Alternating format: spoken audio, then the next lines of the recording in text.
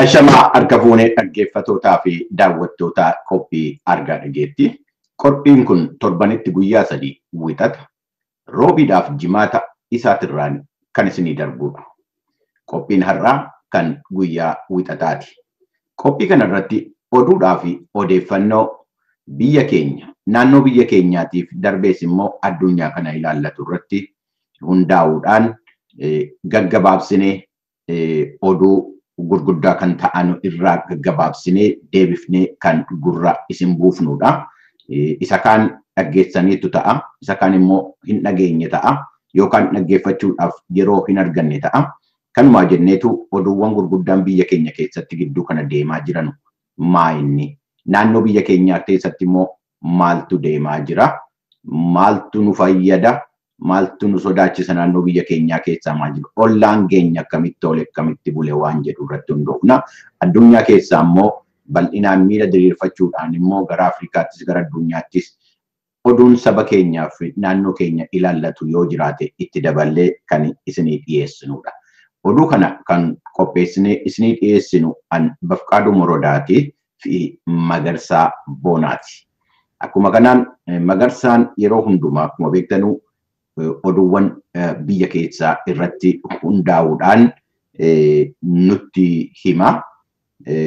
Ani immoo isa booddee oduu biyya keessaa irratti walumatti daddaballee biyya keenyaa naannoo biyya keenyaa immoo maaltu jira waan jedhu irratti immoo waan dhageenyeef waan argine isinitti himne addaan baana jechuudha. Har'aa fi amma dhumura sagantaa keenyaatti nu wajjiniin turuu akka turtanuu isin affeerraa gara Magarsaatti isin dabarsa waan biyya keessaa argate nutti hima.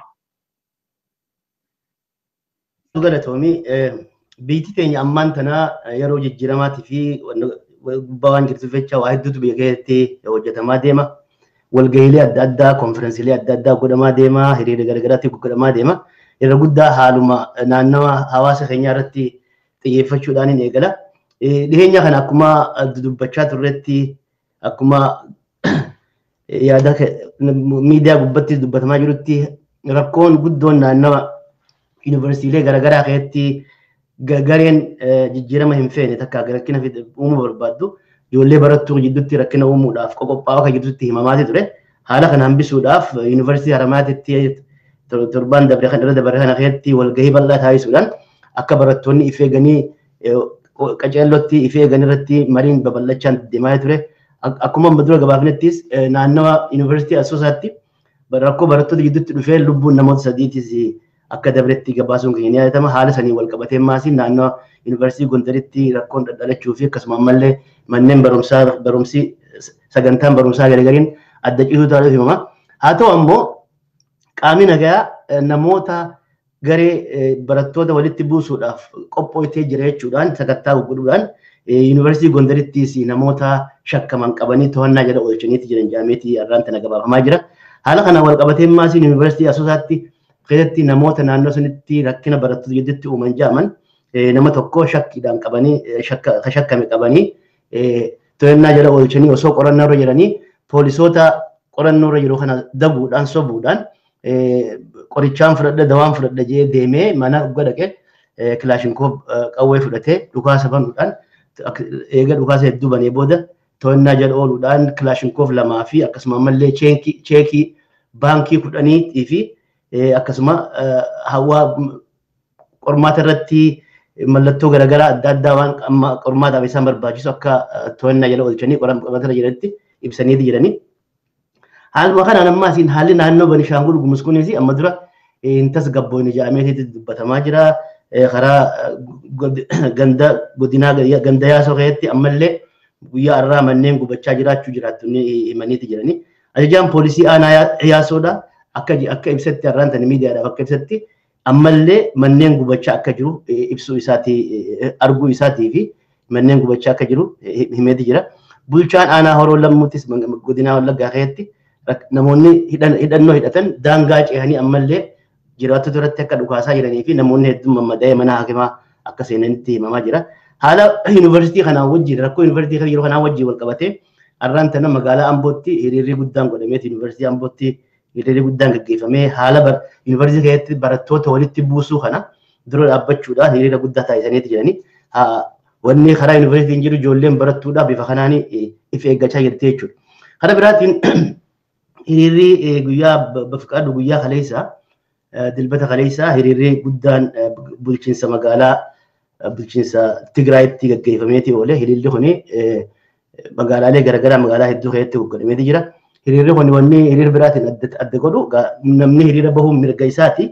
Garuu hiriirri taa'ame tarkaanfii ammaan tana mootummaa waa'ee malaammaltummaatii fi akkasuma ammallee waa'ee dhiitamuu mirga namummaa irratti namoonni gariin fudhatan irratti tarkaanfii fudhattee namoota garii to'annoo jala oolchuu fi qormaata irra poolisiin gahuu kanarratti tarkaanfii fudhatamtee seeraan ala akkasuma ammallee saba tokko irratti keessattuu saba Tigraay irratti sagantaa xiyyeeffatamee kun sirrii miti ni balaaleffannee jechuudhaan hiriira bahaniiti jiran. Akkasuma ammallee haasawaa ammaan dhiyoo tana itti aanaan pirezidaantii naannoo Tigraay Dr. Dabratsiyoon Gabramikaa'el godhan irratti isa bira dhaabbanne jechuudhaan haasawaa isaa deeggaruudhaan hiriira bal'aa bahaniiti jiranii. Walumaa galattuu hiriira kana galeen takka gufachiisuudhaaf illee naannawa Alamaadhaatti akka boombii darbatametti himanii boombiin illee darbamtus nam tokkolleen akka miidhaan takkalleen akka irra hin ga'initti himama. Garuu hiriirri karaa nagayaatiin bifa tasgabbaa'aadhaan karaa nagayaatiin guyyaa kaleessaa hiriirni magaalota adda addaatti xumurameeti jira. Irra guddaa ammaasiin dhaadannoo isaanii keessatti waa'ee eenyummaatis kaasanii turan. Waa'ee eenyummaa tan ammaan tana deddeemartuni nun laaltuu tun garee dantaa siyaasaa if keessaa qabduutu waa'ee eenyummaa ittiin deema jedhanii balaaleffachuu isaaniitu himamaa jira. Haala kanaan wal qabatee diddaa jechuun faallaa hiriira kanaatiin wal qabatee barattoonni yuunivarsiitii mattuudhaa guyyaa irraa hiriira bahaniiti jiranii. Hiriirri isaan bahanii deeggarsa mootummaa fi tarkaanfii mootummaan fudhate faallaa hiriira Tigraay jechuudha. Namoota rakkina uummata irratti qabeenya biyyaa saamuudhaa fi akkasuma ammallee mirga namaa irratti rakkina fidan ja'amanii shakkamanii to'annoo jala mootummaan keessana deeggaruudhaan hiriira guddaatu barattoonni yuunivarsiitii mattuudhaa hiriira guddaa bahaniiti dhaadannoo agarsiisaa turanii. Haalli jiru karaa biyya keessatti godhamaa jiruun haala kana. Karaa biraatti wal qabatee ammaasiin karaa baha Oromiyaatii fi naannoo bulchiinsa Somaaleetiin ittiin dabra. Haalli naannoo baha Oromiyaa keessattuu magaalaan Dirree Dhawaadhaa ammaan tana har'a akka waan tasgabbootutti fakkaatti. Magaalaa sanitti manguddoonii fi dargaggoonnii fi akkasuma ammallee abboottiin amantiidha. Karaa magaalaan akka nagayaan bifa duritti deebitu irratti yaada kennachaa jiranii. Dhiyeenya kanatti rakkoo uumamteen lubbuun namoota lama akka dabaretti himamaati ture. Tasgabbiin akka dhuftutti irratti hojjechaa jiraachuudhaatu gara mootummaatiin fi bulchiinsa Oromiyaatiinis hojjetamaa jira. Haaluma kanaan wal qabatee guyyaa irraa bulchiinsa Somaaliyaa keessatti bakka faafam tulluu guuletetti rakkoon dhalatteeti jirti. Rakkoon dhalatteesi gosa jaarsoo Oromooti naannoo san jiru qubatanii fi bulchiinsa Somaaliyaa keessa qubatan. Akkuma beekamutti jaarsoon bulchiinsa Somaaliyaa keessaa ni qubatti. Jaarsoon bulchiinsa Oromiyaatii fi jaarsoo keessatti addaan baatee qubattee jirti. Naannoo bulchiinsa Somaaliyaa keessatti gosa jaarsootii fi gosa girii jidduutti rakkoon dhalachuudhaan dhukaasni banamee namoonni irratti ajjechaallee gaggeeffamuu fi akkasuma ammallee namoonni hedduun miidhamanii karaa madaawwan magaalaa Jijjigaatti wallaanamaa jiraachuudhaatu hima. Rakkoon naannoo gosa giriitii fi jaarsoo jidduutti rakkoo bubbultee bara gaafa ziyaabbarree mootummaa irra tures rakkoon akka isaan uummatu turte. Uummanni kun uummata akka gaariitti waliin jiraachaa ture. Keessattuu akka naannoo sanitti irraa hubannutti girii gosa jaarsootti akka ilma barcumaa ta'uudhaan uummata galee naannoo sanitti waliin jiraachaa ture ta'uu osoo ta'ee jiru. Ammaas uummata waliin jiraachuu irratti walirraa fuudhee waliin jiraachuu fi wal keessa jiraachaa ture. Rakkoon tun akkamitti akka hiikamuun dadatti namni hedduu yaaddawaati jira. Tanumaafuu gaa mootummaan irra guddaan manguddoon Somaaleetii fi manguddoon Oromootis mootummaan bulchiinsa naannoo Somaaleedha. Haala kana tasgabbiidhaan laaltee akka gabbuutee heeraa fi aadaa qabaniin rakkina kan akka hiitutti himamaati dhaammachaati jiran jechuudha. Naannoo Somaalee sanatti osoo irraa achiin baane kalee magaalaa Jijjigaatti rakkoo takkaatu dhalate. Rakkoon dhalattees magaalaa Jijjigaa keessatti garummaan hidhattuu mootummaa warreen liyyuu haayilii jedhanii fi kun jidduutti manneen ijaarrachuu bakka mootummaa mana ittiin ijaarin haajaa irratti mana ijaaramuu irratti wal afaan dhufuudhaan rakkoon dhalattee rakkoo dhalatte sanarratti dargaggoonni hiriira baanaan hiriira dargaggoonni baanan irratti dhukaasa banuudhaan lubbuu dargaggoota lamaa guyyaa kaleessaa magaalaa Jijjigaa keessatti ajjeefamuudhaatu himaa jira.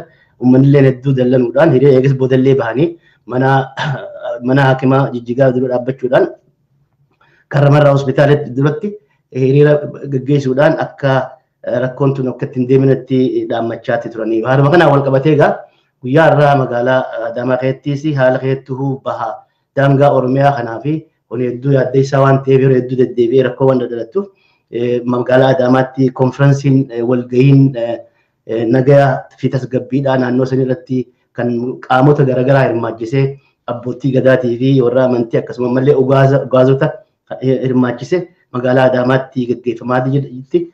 Haala kanarratti akka magaalaa Adaamaa qofatti osoo hin taane gadi bu'anii naannoo godinaatii fi aanaattis akkasuma ammallee bulchiinsa garaagaraattis akka walgahiin tuni konferensiin kun nagaa kuni gaggeeffamuuf karoora akka qabanitti himamaati jira. Haalli naannoo biyyaatti immoo mul'atu bafiqaadhu kana fakkaata guyyaarraa. Galatoomii hedduu Magarsaa waan irratti dabalu hedduun qabu waan tokko dubbachuudhaa fi isa yuunivarsiitii adda addaa keessatti isa jeequmsi godhamaa jiru kun egaa wanti dubbatamaa jiru namootuma warra jijjiirama kana hin feenetu barattoota keessa galee waan kana godhaa waan jedhamudha. Sababa biraa hin qabu hamma ammaatti wanti jiru kanuma wanti ta'uu danda'u. Amma namicha kanaan wal qabeeta namicha asoosaadhaa qabame sana keessatti waa tokko hin yaadadhe.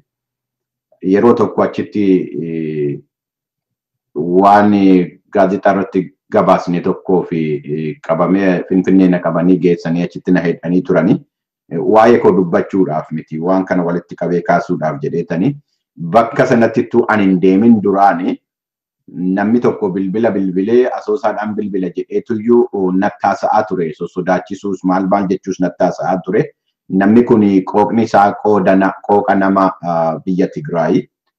Gaafan immoo achi deemee jedhu namni kun maal ta'ee jira itti gaafatama humna tikaa naannoo sanaa ta'ee jira. Maal ture namni kun ittuu jarri dhufee mootummaa sana hin qabatin TPLF mootummaa hin qabatin hoteela Green jedhamu keessatti nama siree afu ture. Siree afaa jiraachaa ture achi keessatti namni kun. Aluma jarri dhufee jedhuyyuu taayitaa guddaa irra ba'ee namni sun Haayilaay jedhama. Ammas immoo dheengadda wal qabatee dheengadda dubbatamaa ture amma dubbachaa ture kana wal qabatee namni garee Waddiseeroo jedhamu tokkoni hoteela achi qabaa horii isaa achitti dhangalaasee hoteela ijaarratee biizinasa hojjechaa nama jirruudha maaliif qabama jedhanii warri aktivistoonni TPLF dubbachaa jiru. Egaa akkuma kanaan galu alii kanaan dura warri hoteela keessatti siree afaa turanii har'a deebi'anii abbaa hoteelaa ta'uu abbaa biizinasii adda addaa ta'uu garuu achi keessatti hojii tikaa hojjetu hojii dhaaba isaanii hojjetu kun waan haaraa miti. Kan garuu na dhibee na kolfisiisuuf ture bagan hin kolfine poolisiin nama tokko qabee ittuu gaafachaa jiru egaa qabee booddee dhaqeen qoricha liqimsa jedhee gaafa inni jedhu mana isaatti deemee liqimsii qotti jedhu poolisii akkamiiti? Sira akkamiiti jiru namni kun kanaa dhuma dhugaa ta'e wanti kun gadhiifamee dhaqee qawwee isaa manaa fudhatee dhufe haasaan manni banutti carraa kennuun ammam poolisiin biyya sanaa ammam jabaa akka ta'e yookaan immoo malaamaltuu baadha horii xinnootti darbatee baay'ee deeme jechuudha namni kuni.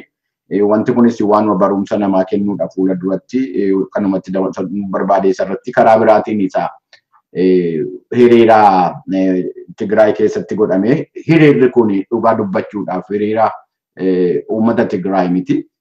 TPLF iyyuu deeggartoota isaa baase caalaan jaraa qawwee qabatanii hiriiraan ba'anii kanaan dura warra soorama ba'anii warra lolaa turanii jara sanatti baay'ee gaaffiin jaraa tokko baay'ee nama dhibaa tokko achi keessaa warra hidhaman sanaa ittuu manni murtii ittiin murteessin yakkamtoota jettanii miidiyaa irratti dookumeentarii irratti hojjettuu waan jedhuudha.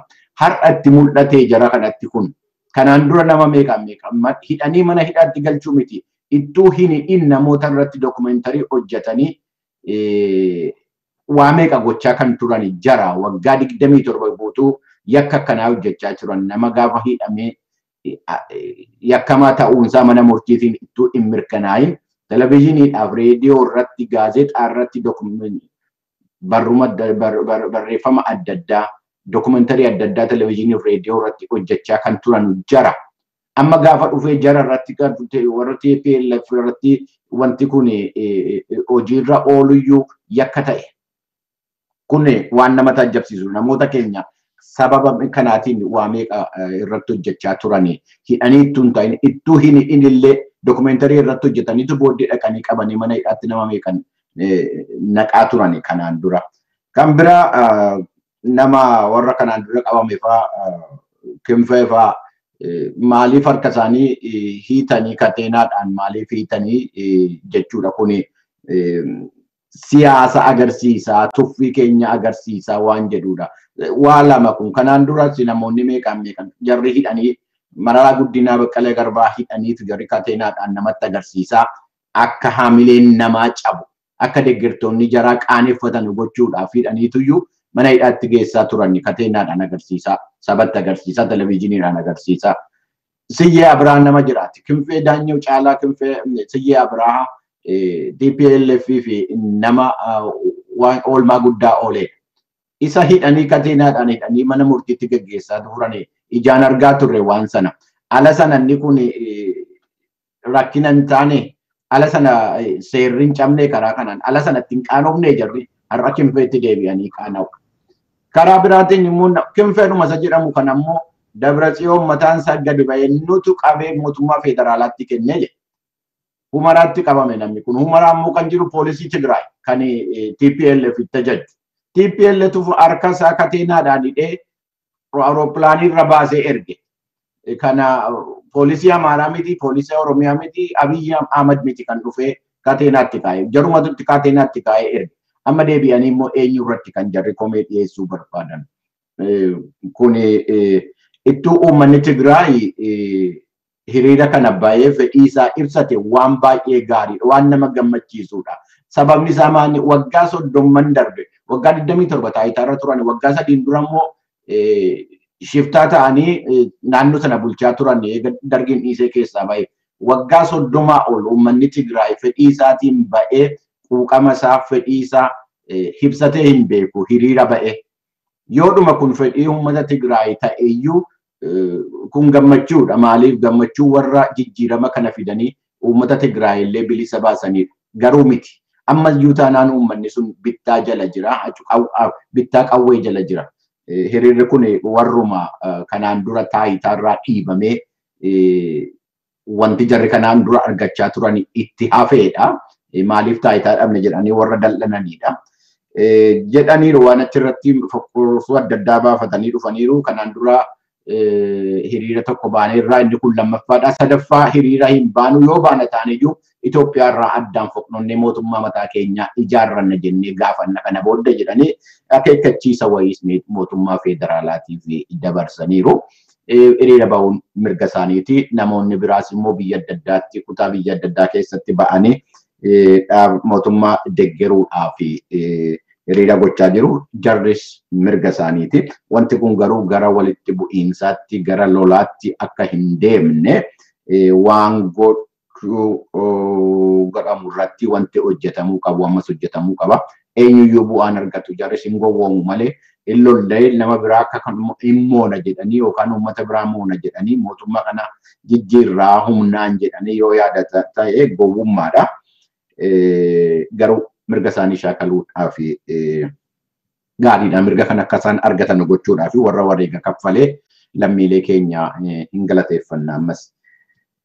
Kanuman jedha kana irratti karaa biraatiin oduu naannootti gara deemuudhaaf ittuu hin deemini biyya keessaa wanti jiru maa inni wanti gurra nama buutee yookaan immoo hubachuu qabnu maanni Itoophiyaan mootummaan Itoophiyaa kanaan dura abbaa saatalaayitii ta'uudhaaf yeroo adda addaa hojjechaa akka ture yuunivarsiitii Finfinnee keessatti wanta adda addaa hojjechaa akka ture.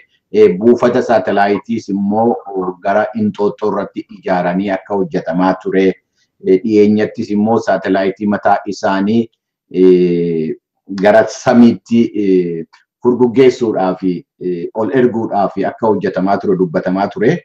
Kuni piroojeektuun kun akka lakkoofsa faranjiitti bara 2016tti ta'a jedhamee ture.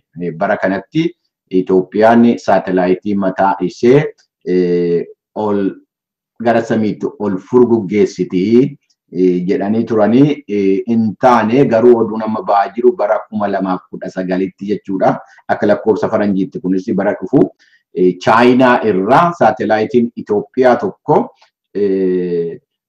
hin furguggaatii jedhameetuyyuu dubbatameera wanti kuni. Saatelaayitiin kun maal gootiira jedhamu haala qilleensaa irratti odeeffannoo haala qilleensaa naannoo gaanfa Afrikaa jiru irratti odeeffannoo walitti qabdee gadi ergitii odeeffannoo seerraa haala qilleensaa karaa kanaan hordofuudhaaf jedhanii. Saatelaayitiin kun Chaayinaa irraa furguggaa'u malee iddoon itti control station Itoophiyaa keessaa Inxooxxoodhaa fi Addis Ababa Yuunivarsiitii Finfinnee keessaa kuni yoo ta'e tarkaanfii gaariidha. Maaliif yeroo ammaa biyyoota Afrikaa keessaa biyyoonni 5 gargaarsa biyya adda addaatti wajjin saatelaayitii adda addaa samii kanarraa qabu. Kan olii gadi deemanii footoo kakkaasanuu, viidiyoo waraabanuu karaa adda addaatiin odeeffannoo adda addaa gadi erganu. Egaa biyyootni adda addaa dhimmuma naannoo kanarratti dhimma haala qilleensaa irratti odeeffannoo walitti qabuudhaaf jedhama. Garuu wanti biraas irratti hojjetama. Kan siyaasaas ni hojjetama. Wanti biraas ni hojjetama. Maqaadhuma sanaan deema jechuudha. Saatelaayitii kana qopheessuudhaaf gara birrii miliyoonii 8 doolaara miliyoonii 8 gaafata jedhamee ture. Garuu Chaayinaan gargaarsa waan gooteef gara miliyoonii 6 waan nutti fixee jechaa jiru. Namoonni warri qondaaltonni Itoophiyaa yookaan oduun qondaaltota dubbiin kun ilaallatu caqasee baay'ee kan dubbatu kana kun gaariidha. Akkuma jedha biyyoota 5 Afrikaa keessaa amma ammaatti saatelaayitii isaanii ol ergee jira. Biyya Ameerikaa kana keessatti yuunivarsiitonni dhuunfaa qaamoleen dhuunfaa yookaan jaarmiyaan dhuunfaa adda addaa saatelaayitii mataa isaanii ol ergu caalaan biyya Hindiitii ergu. Biyya Hindiitii irra kasa. Chaayinaan illee irra kasa. Ameerikaan illee Hindiidha erguun irra kasa. Biyyoonni adda addaa amma dheengadda waggaa darbee yoo yaadattan ta'e gaal tokko duwwaa gara saatelaayitii 99 moo 97 ol ergiteetti biyya Hindiitii gara samiitti ol furguggaa'eedha. Kun kan yuunivarsiitota Ameerikaatii fi jaarmiyaalee dhuunfaa adda addaa Ameerikaa keessa jiranudha. Kun ta'ee jennaan tarkaanfii guddaadha. Hin gargaara taanaan akkuma jedhamu haala qilleensaa irratti haala naannoo irratti hin gargaara jennaan waan guddaadha. Nu barbaachisa. Haalli naannoo biyya sana keessaa fuula duratti baay'ee yaachisaa ta'aa deema. Investimentiin kun gaafa baay'achaa deemu waan guddaatu waan balaatu wajjiniin dhufaa jira. Kanarratti taanaan gaariidha. Kun kana karaa biraatiin ala naannoo keenyatti immoo darbinee jennu maaltu deemaa jira gaafa jennu biyyoota adda addaa ilaallaa. Kanaan dura Eertiraa, Jibuutii, Sudaan Kibbaa, Sudaan Kaabaa, Sumaaleelaandii, Puuntlaandii, Jibuutii jenneetu ilaalaa deemna. Achis Cheenee Yemaniin in ilaallaa. Har'a kan irratti hundeeffannu Sumaaleedha. Ammas dheengadda jimaata yaadatu taanaan waa'ee dhuma dubbachaa turre aleellaa xiyyaarri Ameerikaa achirratti Sumaalee irratti guyyaa 3 walitti aansee godhu irratti balaa ga'ee dubbachaa turre. Ameerikaan irrukutti waraanni lafoollee kan biyya sana keessa jiru Alshabaab kanarratti hin duulaa irrukuta. Alshabaabis immoo irra deebi'ee haaloo ba'aa tarkaanfii adda addaa fudhata. Amma guyyaa har'aatiif kaleessa illee walitti aansee bakka lamatti balaa cimaa tokkotu ga'ee. Kana keessaa tokko gara kaaba Sumaalee keessatti garuma naannoo Itoophiyaa kana keessatti kutaa biyyaa Mudug jedhamu keessatti magaala Gaalkaayyoo jedhamtu keessatti balaan tokko ga'ee ture. Balaa kanaanii gara namoota 15 oli du'aniiru. Gabaasa adda addaatu jira waan kana irratti namoota ammamtu waan jedhu. Aljaaziraan gara nama 15 jedha. Washington Post immoo gara 17 jechaa jira. Al-Shabaab immoo natu kana godhe warri jedhe sun jechuudha. Jarri immoo gara nama 26 ajjeefneerra jedhu. Wanti kun maaliif ta'e dura kan godhame bakka sheekiin tokko ijoollee dargaggoota musliimaa walitti qabanii waa'ee amantii barsiisanudha. Kana sheekiin kun Sheek Abduwali Ali Almi Yaare ilmi Yaaree nama jedhamanudha. Isaan kun kanaan dura Al-Shabaab balaa kana waan irratti harkaanfii kana wanti irratti fudhatee fi namni kun dargaggoota walitti qabee muuziqaa ammayyaa taphachiisaa waaqayyoon akka jarri galateeffatu godha, akka jarri amanu godha. Kun immoo maqaa nabiyya keenyaa balleessuudha, xureessuudha. Kun hin ayyamamu jedhu. Namni kun immoo wanti nu dhowwu hin jiru kana gochuudhaaf jedhaniituyyuu falmaa turanii garuu hin taane sheekiin kunis du'aniiru. Isaanii wajjiniin namoonni gara 17 akka du'aniidha kan dubbatamu. Kana keessaa hidhattoonni 4 tura dhufanii kan dhukaasa bananii jara keessaa namni 3 akka du'e himameera. Egaa kun kan Gaalkaayyooti. Karaa biraatiin immoo gaafuma wixataa jechuudha. Oduu kana kan isin dhiyeessaa jirru yookaan immoo sagantaa kana kan isin dhiyeessaa jirru biyya nu keessa jirrutti wixata har'a jechuudha. Kanaaf wixata jedha. Kanaafuu magaala Moqodashootti immoo kan biraa ta'eera. Bakka gabaa bakka namni itti baay'atutti bakka Wadaajir jedhamu tokkotti immoo boombiin makiinaa keessaa dhoo'e tokko namoota irratti lubbuu namoota adda addaa namoota baay'ee dabarseera. Gamoon adda addaa diigameera.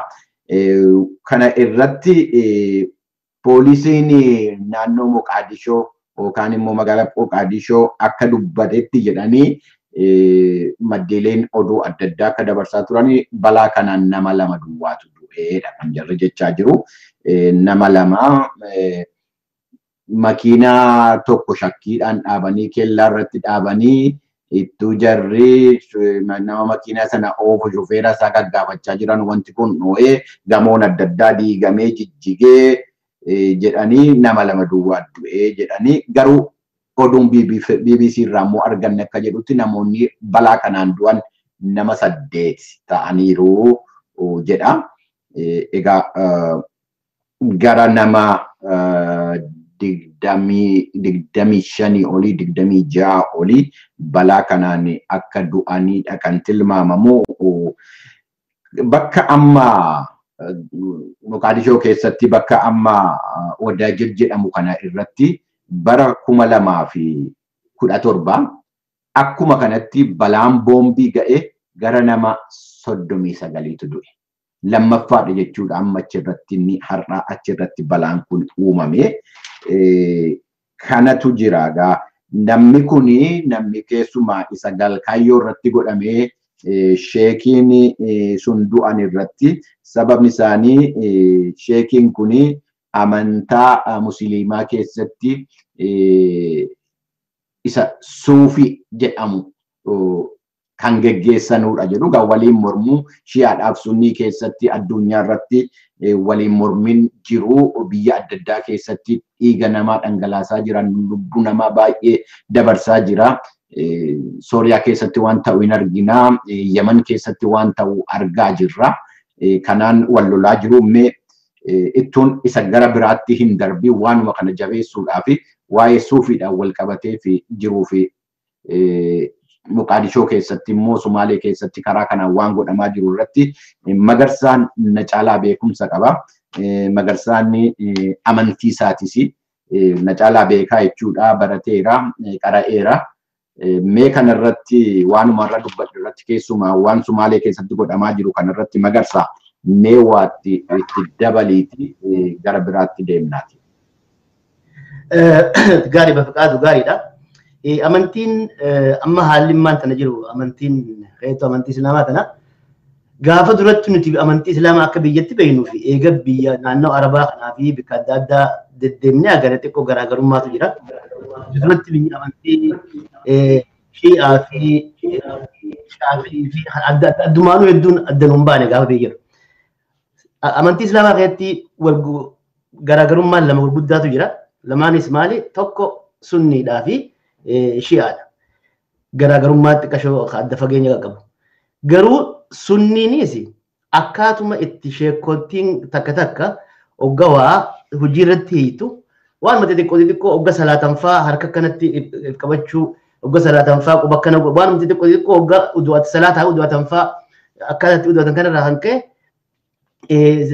saktiin jechuun baanchiin afur sunnii keessatti uumamte takka Hanafii Maalikii Shaafii fi Hambalii jedhaniin. Irra guddaan hedduminni isii Maalikii fi Hanafiitu sadarkaa gararraa irratti hedduminaan jira. Maalikiin naannawa Noorz Afrikaa kana karaa Morokootii fi cinaa Ijiptiitii fi Suudaan gara tokko Naayijeeriyaa jareen kun Maalikiidha. Biyya teenya gaata biyya teenyatti hin deebi'aati. Biyya teenya Shaafiidhaatutu irra guddinaan qubatee ture duratti Somaalee wajjinis. Garuu boodarra eegammaan tana haalli gaafa Afrikaa haalli Midilistii fi kunis jijjiirame. Keessattuu Hambaliin tan naannoo Hambaliin amantiin saktiin Hambaliidha.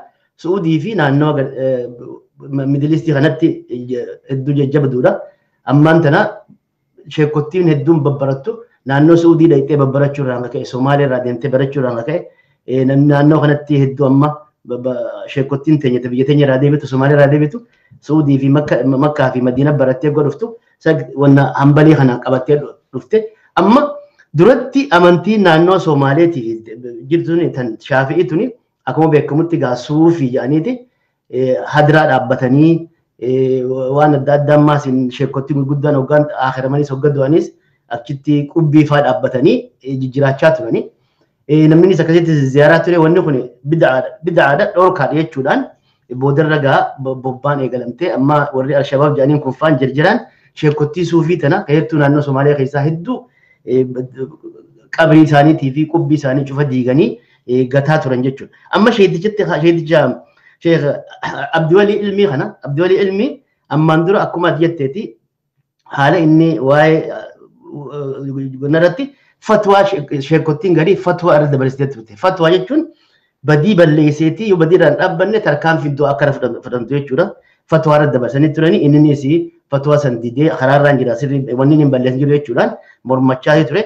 Amma gaa akkuma beekamutti isaa haala sanirra jiru arraan tana warri Alshabaab akkuma duraan fatwaa irra dabarsanitti dhaqanii isaa bakka hadiraa isaa keessa jiru takka bakka jireenya isaatii fi ijoolleetti barsiisuu keessa jirutti tarkaanfii ajjechaa rafatanii jechuudha.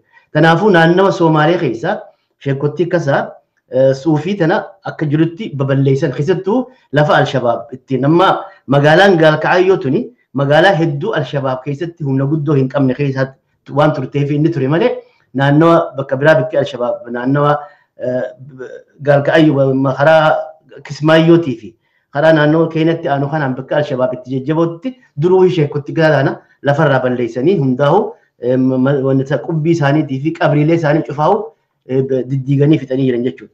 Tan amma laftiin maan tana Gaalka'ayyoo kun lafa Puntland keessa waan turteef inni humnitti Alshabaab naannoo kanatti hedduu jabina waan hin qabneef akkanatti ture Bafqaaduu kana fakkaata. Wanni nama hedduu nama gaddisiisu warri tarkaanfiin Alshabaab fudhatuni ilmaanuma biyyaa namootuma amantii Islaamaa qabu namootuma akka isaanii uummata tokko akkanatti tarkaanfii fudhatanii guyyaa guyyaan ajjeesuun kun hedduu gara nama balleessa hedduu uummata nagayaan bara dheeraadhaan waliin ture kan jidduutti rakkina akkanaa dhalachuun kan rakkina waan nama gaddisiisaati Bafqaadu. Galatoon baay'ee gaariidha.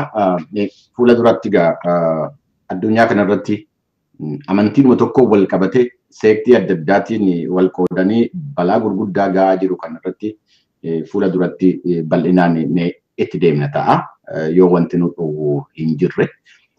Galatoomi kanaaf egaa amma daawwattootaa fi dhaggeeffattoota sagantaa kanaa kun qophii argaa dhageettiiti oduufaaf odeeffannoo kan isinii dhiyeessaa jirrudha kanarratti.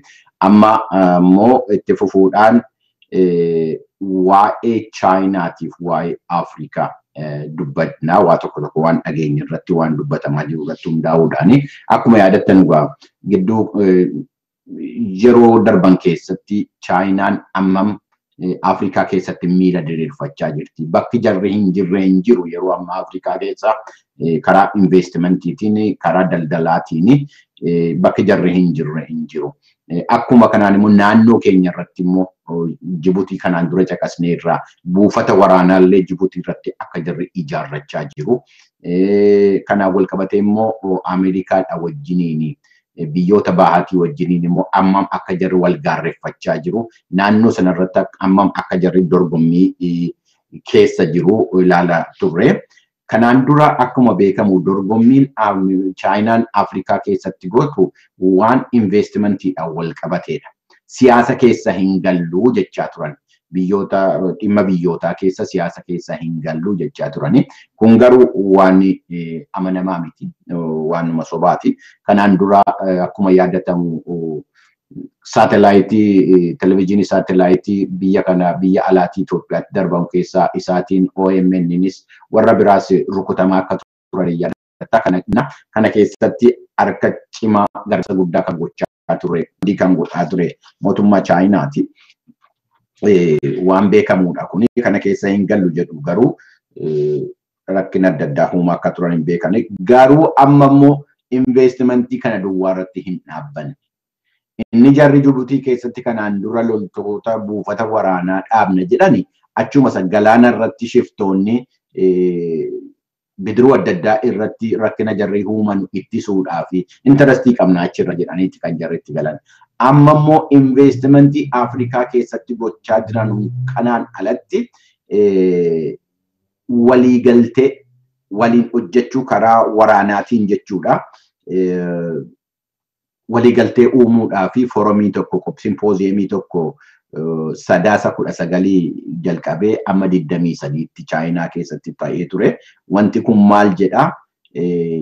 Chaayinaadhaa fi Afrikaan humna ittisaatii fi humna tikaa irratti waliigaltee uumanii wajjiniin hojjechuu akka qabanuu jechuudha. Kana keessatti maa inni egaa Ameerikaan Chaayinaan dhimma ittisa biyyaa keessatti defense and security biyyoota adda addaa keessatti harka galfachaa jirti. Wajjiniin hojjannaa waan jedhu irratti waliigaltee keessa galleerraa biyyoonni Afrikaa hundumtuu kana nu gaafachaa jiru. Akka nutti gallee wajjiniin hojjannoo kana keessatti miila diriirfannu dhiifama nu eeyyamaa jiru nu gaafachaa jiru waan jedhudha. Egaa kun investimentii guddaadha. Chaayinaan biyya Afrikaa keessatti kan dhangalaasaa jirtu. Akka gabaasni tokko himutti bara 2009 akka Awurooppaatti gara birrii doolaara biiliyoonii 300 kan investimentii goote Chaayinaan Afrikaa keessatti. Achi immoo bara 2015 amma 2018tti immoo gara biiliyoonii 60tti dabalte biyyoota Afrikaa keessatti investii gochaa jirti. Kuni calluma jedhanii horii lafatti naquu duwwaa miti kan jarri barbaadu. Investimentii jaraa kana humnaan eeggachuu waraanaan eeguus hin barbaadu. Fedhiin jaraa kana fakkaata. Kanaan dura waa jalqabaniiru karaa gamtaa Afrikaatiin. Sababni jaraa maa inni Koongoo, Daarfur, Maalii, Sudaan Kibbaatii fi Western Saharaa bahaa keessatti waan godhamaa jiru yoo rakkinachi keessatti uumamaa jiruu fi humna qophaa'ee eegu ijaaruu qabdi Afrikaan jedhanii karaa gamtaa Afrikaatiin doolaara miliyoonii 100 kennaniifi turan. Kuni waraana ijaaraa jechuudha jaraan. Achi immoo bara 2018 nageenyuma eegsisuudhaaf jedhanii humna nageenyaa gamtaa Afrikaa jalatti gurmaa'ee biyya adda addaa keessatti hojjetu keessatti karaa mootummoota gamtoomaniifis haa ta'u waraana ishee 1,516 fidee Afrikaa keessa galchiteetti Chaayinaan. Amma kun waan jara quubse hin fakkaatu yookaan immoo kanuma irratti jajjabaatanii amma maal jedhu China centered Pan-African Defense Organization waan jedhu dhaabneerraa jedhu. Pan-African Defense Organization humna ittisaa irratti humna hidhatee jirudha kana. Kuni dhaabnaa jaarmiyaa kanaa ijaarraa garuu Chaayinaatu waan kana daawwataa ilaalcha Chaayinaa jalatti yookaan kontroolii Chaayinaa jalatti waan deemudha wanti kuni waan jedhanu dubbataniiru. Kun eessa dhaqa dorgommii kanaan dura barasaa waraana qabbanaasa Cold War jedhamu sana karaa addaatiin deebisanii Afrikaa keessatti fidaa jiru moo qawwee qabatanii gaafa galan waraana humna ittisa biyyoota adda addaa keessatti gaafa harka galfachaa deemanu sovereigntiin biyyoota adda addaa ammam akka inni diigamaa deemu amma inni jeeqamaa deemu biyyoota dimokiraasiin keessatti dagaagaa jiru dagaaguu qaba jedhamu keessatti immoo ammam hacuuccaa akkamii akka inni geessisuu danda'u sodaa akkamii akka inni geessisuu danda'u yaaduun hin danda'ama. Humni kun investimentii Afrikaa Chaayinaa Afrikaa keessatti gootu duwwaa eeguudhaaf miti. Nagada sin godha. Karaa kanaan waliigaltee kanarratti hundaa'ee meeshaalee waraanaa adda addaa biyyootiin Afrikaa akka Chaayinaa irraa bitamu godha. Gatii rakkasaanis hin dhiyeessina jiru. Qawwee tokko doolaarii 20 jalqabee qawwee doolaarii 20tti gurguramtu jalqabee amma xiyyaara waraanaatti Afrikaatti gurguruudhaa fi karaa kanaan ammas organization yookaan jaarmiyaa ijaaran kanaanii hojiirra oolchuu barbaadu. Nageenya Afrikaa eeguu duwwaa miti kan jarri godhu meeshaa Afrikaatti gurguru. Meeshaa waraanaa biyya Afrikaatti gurguru. Biyya Afrikaa hundumtuu wajjin dhaabbata eega jedhanii booddee biyya Afrikaa kamiyyuu kana booddee meeshaa waraanaa kan ittiin wal lolu jechuudha. Kan ittiin wal fixu jechuudha. Chaayinaa dhumarraa bitaa jechuudha. Dhoksaadhaanis kan galchu. Isamma biyya keenya keessatti yaa'ee galaa jiru kilaashiin yaa'ee galaa jiru kun akka jirutti kan Chaayinaatti hojjetamudha. Karaa seenaan alaa jechuudha. Karaa seeraatiin immoo mootummaan kan jararraa bitu jira. Karaa kana lammaniin iyyuu jarri horiin argamu malee dhimma hin qaban. Egaa kun kanaan jira eessatti deema waan jedhu akkuma kaas yeroo kamiyyuu sovereignty biyya tokko Chaayinaan of jala galfachaa deemuse akkuma sanaan immoo adeemsa dimokiraasii biyya sana keessatti dagaaguu qabu jiraachii qabu jechuu isarratti immoo ciqilee jaraa dhaabuudhaan kallattiidhaanis alkallattiidhaanis investimentii keenyaan morma jedhanii yoo jedhanii namoonni biyya adda addaa keessatti jeequmsa kaasanii yoo jaraan morman ta'e waan duratti biyyoota wajjinii waliigaltee kabajanii barbaannaan hidhattoota isaanii galchaniillee waan akkanaa gochuudhaa fi boodatti hin deebi'anu. Egaa waan ta'e ni ilaalla. Amma wanti jiru kana sodaan akkanaa jira yaanni akkanaa jira jaranaa maal yaaddu jennee waa dubbachuudha isinitti muudha gurra sin buusuudha malee kana godhaa sana godhaa waan jedhu hin qabnu. Itoophiyaa keessatti gidduu kana har'aa fi kaleessaa jalqabee konfiraansiin guddaan tokko godhamaa jira. Konfiraansiin Afrikaadhaa fi Chaayinaa walitti fidu Itoophiyaa keessatti godhamaa jira akka jiru dubbatameera. Kanarratti kaampaaniin 29 Chaayinaa irraa dhufanii irratti hirmaachaa jiru. Itoophiyaa keessatti jarri kun biyya Itoophiyaa keessatti miila jaraa diriirfachaa jiru. Akka odeeffannoon maddilee oduu mootummaa Itoophiyaatti dhiyeenya qaban irratti dubbatanitti barana jechuudha. Waggaa baranaa akka Itoophiyaatti bara 2011 keessa jirra. Eeyyama investimentii kubbaaniyyoota adda addaatiif kaampaanii adda addaatiif eeyyama kenname keessaa parsantiin 27.8 kaampaanii Chaayinaatiif kenname. Itoophiyaa keessatti. Kan baranaati gaa. Bara dhufummoo ammanatti dabalama ta'a. Waggaa 2 waggaa 3 booddee kaampaaniin Itoophiyaa keessa jiranu harka 50 olii kan Chaayinaa ta'u jechuudha. Biyyootiin biraas immoo akka jiranutti itti galaa jiru horii qabatanii kan akka United Arab Emirates biyyoonni bira kan akka Turki Hindoonni immoo isa hafe irraa jechaa deemu. Warri biyya keessaa immoo ammam guddatu wanti jedhu hin beekamu. Chaayinaan karaa hojjettii riqicha ijaartii ganda keessa deemte bakka adda addaatti shaqaxa xixinnoodhuma namni biyya keessatti illee nagaduu qabu. Bakka caatiin illee itti nagadamu jiru jedhe qooxii ijaarratanii caatiin illee itti nagadu jedhanii namoonni keenya itti baacanu jiru. Amma akka dhugaa ta'e hin beeku. Amma kanatti deemuunsaa rakkisaadha. Yeroodhaaf nama qaxaranii birrii amma tokko damooza namaaf kaffalanii guyyaatti birrii 5 birrii 10 namoota kaffalanii waan akka namni waa nyaatu gochuu hin danda'u. Garuu fuula duratti immoo wanti inni fidaa deemu itti yaadamuu qaba. Egaa amma danda'ametti mootummoonni warri biyya bulchaa jiranuu investimentii alaa fiduu duwwaa ittuu hin ta'in warra biyya keessaas immoo jajjabeessuun barbaachisaadha. Isa dorgommii waraanaa lolaa kana jedhu keessattis immoo of galchuun gaarii miti. Investimentiin alaa dhufu hacuuccaa fidee dhufu hin qabu. Dimokiraasii irratti balaa uumuu hin qabu. Mirga namaa irratti balaa uumuu hin qabu. Kan irratti hooggantoonni warri biyya bulchaa jiran itti yaadu jennee abdii qabna. Garuu hiyyummaan immoo jirti. Kana hundarraa balaa hiyyummaan fidurraa Waaqayyoon waa baraaru jenna.